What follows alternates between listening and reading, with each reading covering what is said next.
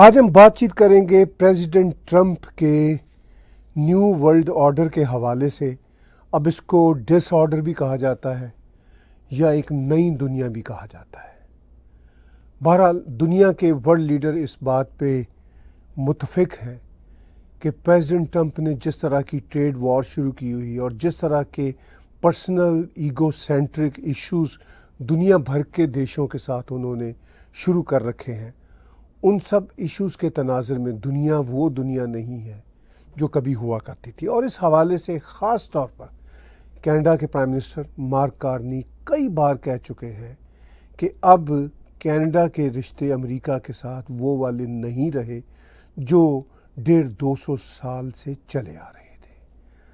کچھ دیشوں کو امید تھی جیسے بھارت کہ ان کے کوئی 20-30 سال سے یو ایس کے ساتھ ایسے رشتے بن رہے تھے جو دھیرے دھیرے اپنی اونچائیوں کو چھو رہے تھے، اور خاص طور پر پریزیڈنٹ ٹرمپ کے حوالے سے بھارتیوں کا یہ خیال تھا کہ یہ ایک بہت ہی پائیدار رشتے کو آگے لے کے چلیں گے، لیکن ہوا اس کے بالکل الٹ۔ جس طرح پریزیڈنٹ ٹرمپ نے انڈیا کے خلاف ٹیرف اور پینلٹیز لگائیں اور پھر جس طرح کی مسلسل انسلٹنگ لینگویج یوز کی، اس کے بعد وہ امیدیں بھی ختم ہو گئیں۔ یعنی جس نتیجہ پہ کینیڈا کے پرائم منسٹر مارک کارنی پہنچے تھے، اس سے شاید برا نتیجہ پر بھارت کے پرائم منسٹر نریندر مودی پہنچے ہوں گے۔ اس ساری صورتحال کے تناظر میں روس اور یوکرین کی جو جنگ ہے وہ بھی ہم 3.5 سالوں سے آبزرو کر رہے ہیں، اور اس کے بھی کئی پینترے ہم نے دیکھے، اور ورلڈ کے جو بڑے بڑے پاور ہبز ہیں انہوں نے پینترے بدلے اور یہ تاثر دیا کہ یہ جنگ رشیا کی ایگریشن کی وجہ سے ہے، اور اپیرنٹلی ایسا لگتا بھی ہے۔ لیکن اس ایگریشن کے جو کارنز ہیں ان کو ویسٹرن ورلڈ ایڈریس نہیں کرتی کہ بھئی کیوں رشیا کی بغل میں جا کے اس کے اوپر ایک تھریٹ کی صورت میں نیٹو کو بٹھایا جائے۔ تو یہ وہ ساری باتیں ہیں جو آج کے 2025 کے تناظر میں اگست کے مہینہ کے پہلے ہفتہ میں ہم بیٹھ کے جب دیکھتے ہیں، اور جو شدید اتھل پتھل ہے اور جو ٹریڈ وار کی صورتحال ہے اور جو دنیا میں ایک خاص طرح کی کشمکش ہے، وہ بہت سارے سوالات کو جنم دیتی ہے۔ ابھی 6 اگست کو جب پریزیڈنٹ ٹرمپ کے اسپیشل ریپرزینٹیٹیو رشیا کے پریزیڈنٹ پوتن سے ملے، تو اس کے بعد ایک ٹویٹ آئی پریزیڈنٹ ٹرمپ کی، اور وہ ٹویٹ کیا کہتی ہے میں یہاں اسکرین پہ آپ کے ساتھ شیئر کرتا ہوں۔ وہ کہتے ہیں، لکھتے ہیں، my special envoy Steve Witkoff just had a highly productive meeting with Russian President Vladimir Putin. Great progress was made. Afterwards, I updated some of our European allies. Everyone agrees this war must come to a close, and we will work towards that in the days and weeks to come. Thank you for your attention to this matter. اب یہ tweet لکھی ہے president Trump نے social media پہ، اور انہوں نے کہا ہے کہ بڑی پروڈکٹیو بات ہوئی ہے 6 اگست کو جو ملاقات اسٹیو وٹکاف کی پریزیڈنٹ پوتن کے ساتھ ہوئی۔ پریزیڈنٹ پوتن کو انہوں نے دھمکی دی تھی کہ 8 اگست تک اگر پریزیڈنٹ پوتن نے کسی قسم کی ڈیلز جو چاہ رہے ہیں پریزیڈنٹ ٹرمپ وہ نہ کی، تو ان کے لیے بڑے شدید کانسیکوینسز ہوں گے، اور رشیا پہ بڑے شدید ٹیرفس لگیں گے، سینکشنز لگیں گی۔ اور پھر رشیا کے فارمر پریزیڈنٹ نے کچھ باتیں کی ٹویٹر پہ، تو ان کا جواب دیتے ہوئے پریزیڈنٹ ٹرمپ نے کہا کہ میں نے 2 نیوکلیئر سب میرین یعنی آبدوزیں اب میں نے رشیا کے رخ پر لگا دی ہیں۔ تو ساتھ ساتھ دھمکیاں بھی ہیں، ساتھ ساتھ پروڈکٹیو باتیں بھی ہیں۔ تو پریزیڈنٹ ٹرمپ نے ایک ایسا کنفیوز قسم کا نریٹو بلڈ کیا ہوا ہے جو خود امریکن پالیسی میکرز بھی سمجھنے سے قاصر ہیں. اور اس ساری صورتحال میں اب جب کہ یہ ٹویٹ سامنے آئی ہے، ہم یقین سے کہہ نہیں سکتے کہ 8 اگست تک واقعی ہی پیس ڈیل کی کوئی صورت نکل آئے گی. اب پریزیڈنٹ ٹرمپ پیس ڈیل کی بھی بات کرتے ہیں، سیز فائر کی بھی بات کرتے ہیں. اب رشیا کے پریزیڈنٹ کہتے ہیں کہ ہمیں پیس ڈیل چاہیے. جب پریزیڈنٹ ٹرمپ نے آفس سنبھالا تھا تو جو باتیں ہماری ان کے ساتھ ہوئی تھیں کہ پیس ڈیل میں جو ہم نے یوکرین پہ قبضہ کیا ہوا وہ ہم مینٹین رکھیں گے، یوکرین نیٹو میں نہیں جائے گا. یہ 2 بڑی باتیں ہیں. اور وہ ڈس آرممنٹ آف یوکرین کی بات بھی کرتے ہیں، وہ شاید پاسبل نہیں ہے، شاید اس پہ رشیا مان جائے. لیکن بعد میں یہ ہوا کہ رشیا نے جب دیکھا کہ یوکرین اور نیٹو کے دیش پیس ڈیل کی بات نہیں کر رہے، سیز فائر کی بات کر رہے ہیں، تو رشیا نے محسوس کیا کہ یہ ٹائم بائی کرنا چاہ رہے ہیں، اس لیے میں پیس ڈیل نہیں کروں گا. اور رشیا نے اپنے اٹیکس بڑھا دیے یوکرین کے اوپر، جس کے نتیجہ میں پریزیڈنٹ ٹرمپ ناراض ہو گئے پریزیڈنٹ پوتن سے. اور پھر انہوں نے اس ناراضگی میں بھارت کے اوپر بھی پینلٹی کا اعلان کر دیا اور چائنا کے اوپر بھی پینلٹی لگانے کی ایک آدھ بار بات کی تھی، پھر وہ بات گول کر گئے. اب بھارت کا میڈیا یہ کہہ رہا ہے، یہ بات اٹھا رہا ہے کہ بھئی چائنا کی بات کیوں نہیں کر رہا امریکہ، ٹرکی کی بات کیوں نہیں کر رہا. لیکن میں بھارت کے میڈیا کے حوالے سے بھی یہ کہنا چاہوں گا کہ یہ کوئی ضروری بات نہیں کہ وہ چائنا کی بات کریں گے ہی یا ٹرکی کی بات کریں گے ہی تو انصاف ہوگا. کہہ دینے کی حد تک بھارت کی طرف سے یہ ٹھیک ہے، مگر دنیا کی پالیٹکس میں یہ انصاف پرنسپلز کی جو باتیں ہیں وہ کہیں میٹر نہیں کرتی. اب تو پریزیڈنٹ ٹرمپ کے زمانے کی دنیا میں تو بالکل میٹر نہیں کرتی. پریزیڈنٹ ٹرمپ ایک لمحہ کچھ کہتے ہیں اور دوسرے لمحہ کچھ کہتے ہیں. اب جب پریزیڈنٹ ٹرمپ نے بھارت کے حوالے سے ٹویٹ دی تھی کہ میں بھارت کو بتا دینا چاہتا ہوں کہ جو بھارت آئل لیتا ہے رشیا سے، اس کی بنا پہ یوکرینین کا خون بہہ رہا ہے، میں پینلٹی لگاؤں گا، یہ کروں گا وہ کروں گا، تو پھر بھارت نے بھی ایک پریس نوٹ دیا اور کہا کہ بھئی ایسی بات نہیں ہے کہ ہم نے امریکہ کو آن بورڈ لیے بغیر رشیا سے تیل لیا تھا. ہم تو رشیا سے تیل جب سے لے رہے ہیں جنگ کے آغاز کے بعد، یوکرین کے ساتھ جنگ کے آغاز کے بعد، تو ہم تو امریکہ کو آن بورڈ لے کے تیل لے رہے ہیں اور پھر ہم وہی کریں گے جو ہمیں سوٹ کرتا ہے. یہ سب باتیں بھارت نے اپنے ایک پریس نوٹ میں بڑے ہی کمپریہنسو انداز کے ساتھ کہیں. اور جب ان باتوں کو یاد دلایا ANI کی رپورٹر رینا بردھواج نے واشنگٹن میں پریزیڈنٹ ٹرمپ سے پوچھا، غالباً 7 اگست کو پوچھا، تو وہ ان کی بات کو ہی گول کر گئے اور کچھ اور باتیں کرنے لگے. میں چاہتا ہوں کہ پریزیڈنٹ ٹرمپ کا وہ video clip with the courtesy of ANI، with the courtesy of Ms Bhardwaj آپ کے ساتھ شیئر کروں. President, India says that the U.S. imports Russian uranium, chemicals, fertilizers, while criticizing their energy imports. Your response to that, sir? I don't know anything about it. I'd have to check, but we'll get back to you on that. Yeah, please. President, Thank you. India says that the U.S. imports Russian uranium, chemicals, fertilizers, while criticizing their energy imports. Your response to that, sir? I don't know anything about it. I'd have to check, but we'll get back to you on that. Yeah, please. تو ہم نے president Trump کا ANI کے حوالے سے وہ چھوٹا سا ویڈیو کلپ 2 بار آپ کو سنوایا.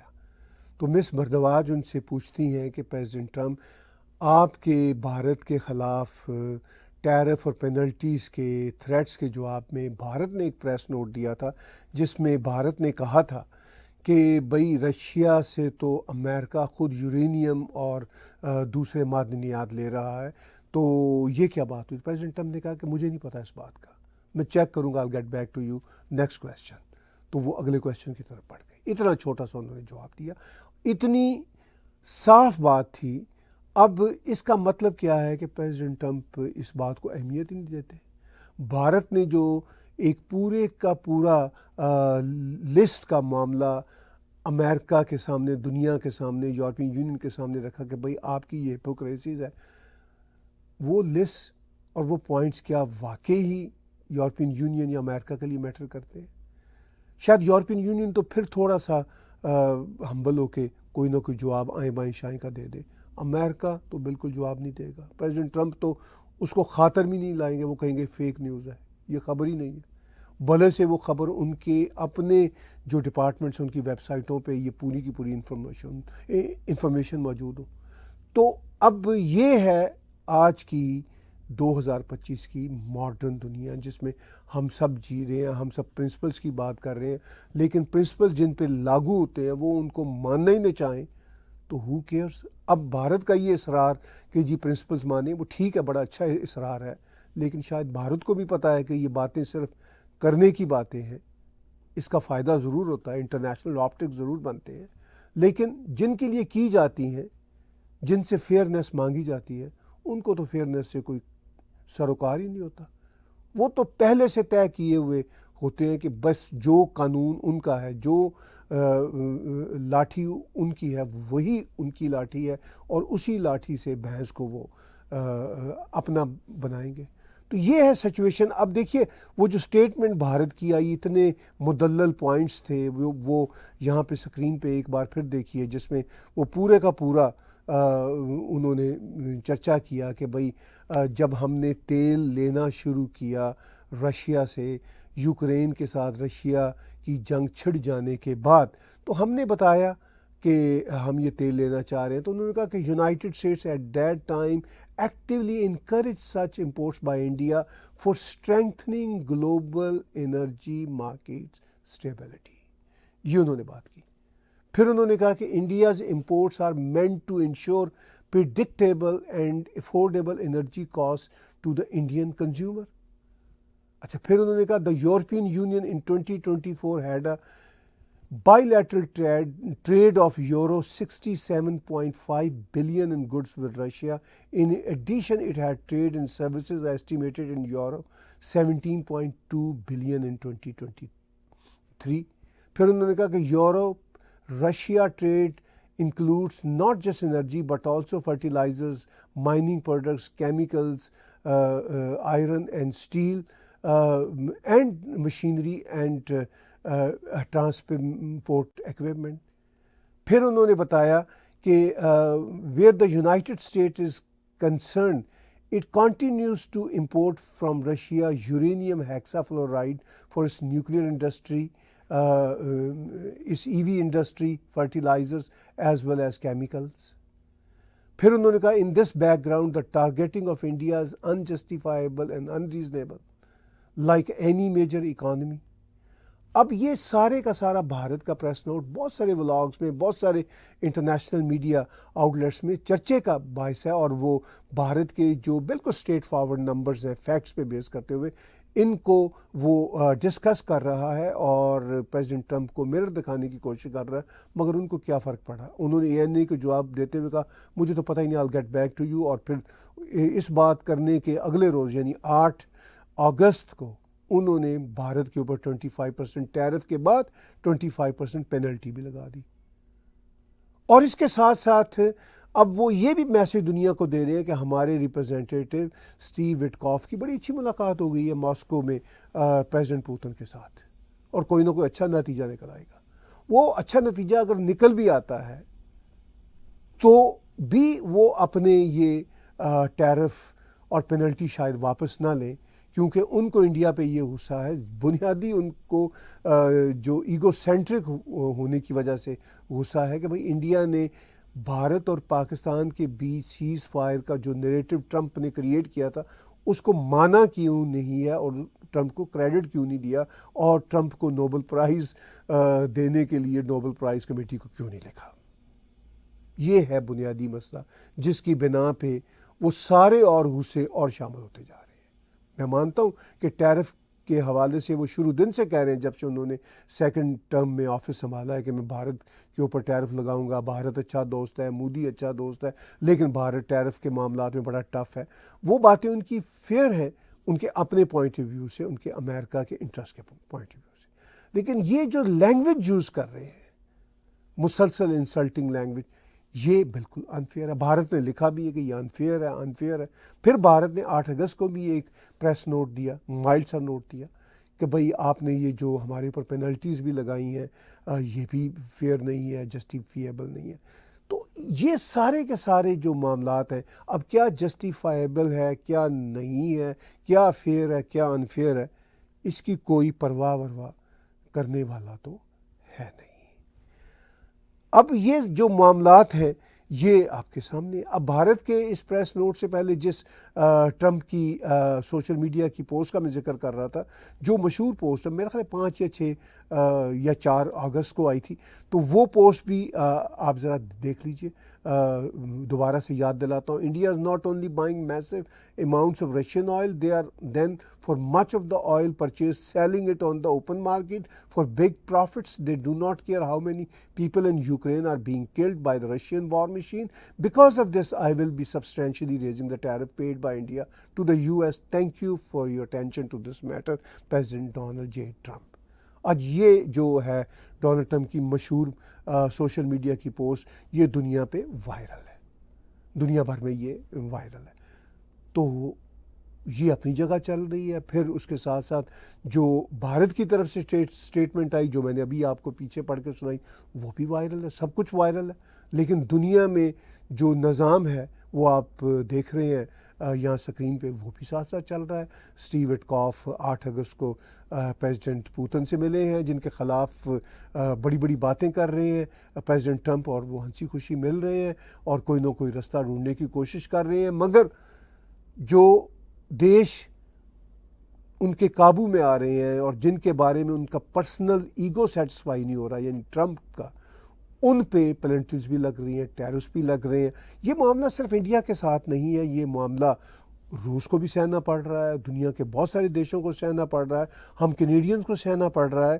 اور سو مچ سو کہ جو مڈل ایسٹ میں بھی تباہی والے مسائل ہیں، وہاں پہ بھی یہ پورے کا پورا معاملہ چل رہا ہے. اب مڈل ایسٹ سے جو خبریں آئیں کہ وہاں کے پرائم منسٹر نتن یاہو، یعنی اسرائیل کے پرائم منسٹر نتن یاہو نے یہ طے کیا کہ وہ غزہ کو مکمل طور پر ہڑپ کر لیں گے، اس کو اپنے قبضے میں لے لیں گے. تو خیر اس خبر کے آنے پہ انہوں نے آئیں بائیں شیئیں کیا، اور یہ ایک جرمن میڈیا کی رپورٹ تھی جس میں انہوں نے کہا کہ جو IDF، جو اسرائیل کی ڈیفنس فورسز کے جو ہیڈ ہیں، انہوں نے اس پاسبلٹی کو ایکسیپٹ نہیں کیا تھا. لیکن یہ خبر آ گئی. اب یہ خبر جب پریزیڈنٹ ٹرمپ سے رپورٹر پوچھتے ہیں کہ بھئی یہ خبر کیا ہے، کیا یہ ریالٹی ہے؟ غزہ کے بارے میں انہوں نے کچھ ہفتے پہلے، شاید 2-3 مہینے پہلے کہا تھا کہ غزہ کو تو ایک ٹورسٹ ریزورٹ ہونا چاہیے. پتہ نہیں کیا کچھ باتیں ٹرمپ نے کی تھی. اب نتن یاہو کی طرف سے یہ پلان آیا کہ اس پہ ہم ویسے ہی قبضہ کر لیتے ہیں. کوئی 2.2 جو ملین جو عام فلسطینینز ہیں، ان میں سے کئی تو بھوک سے مر رہے ہیں، کئی ہماری گولیوں سے مر رہے ہیں، اور حماس کا خاتمہ ہم نے کافی حد تک کر دیا. تو اب کیوں نہ اس پہ قبضہ کر لیں. اب ان کے IDF کے، یعنی جو اسرائیل ڈیفنس فورسز کے ہیڈ ہیں، وہ بتا رہے ہیں کہ یہ فیزیبل نہیں ہے، پاسبل نہیں ہے.